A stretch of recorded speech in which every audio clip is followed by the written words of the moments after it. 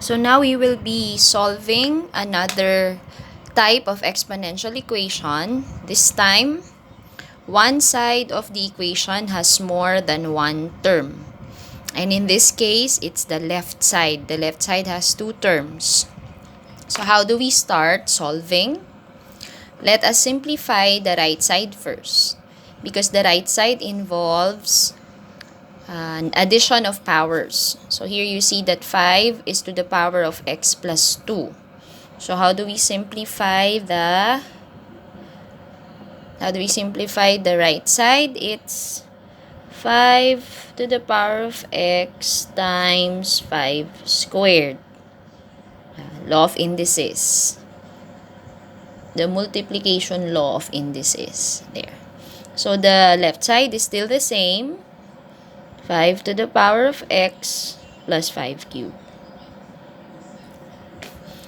From here, we see that we have 5 to the power of x on both sides of the equation. So we put them together in one side. So that will give me 5 cubed. So 5 cubed will be left alone on the left side. So that the 5 to the power of x here will be combined with this on the right side.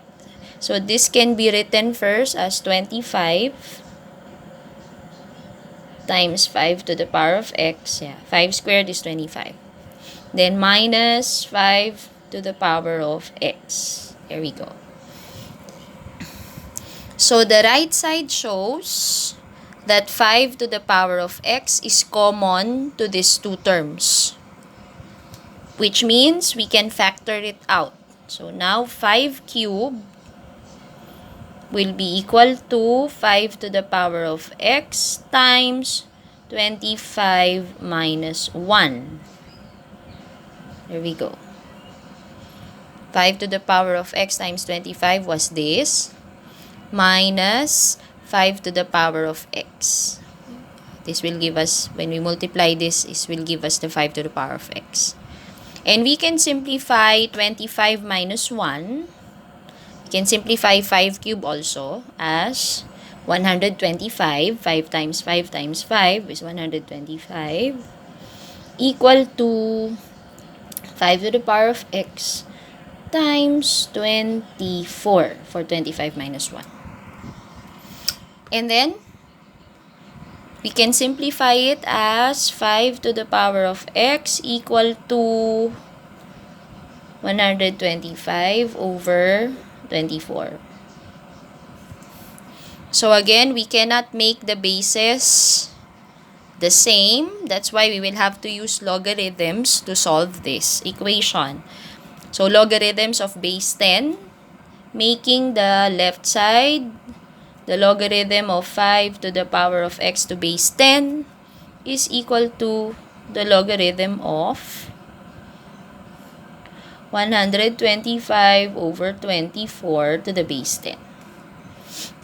Applying power law of logarithm, for the left side, we have x times the logarithm of 5 to the base 10 is equal to the logarithm of 125 over 24 to base 10. That's why x is equal to this, divided by the logarithm. And then we use our calculator to evaluate that value. I'll get, so logarithm of 125 over 24 divided by log 5.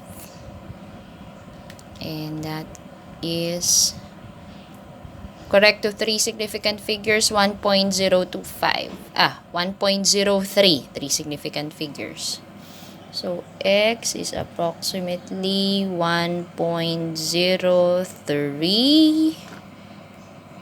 So that's the answer for this equation.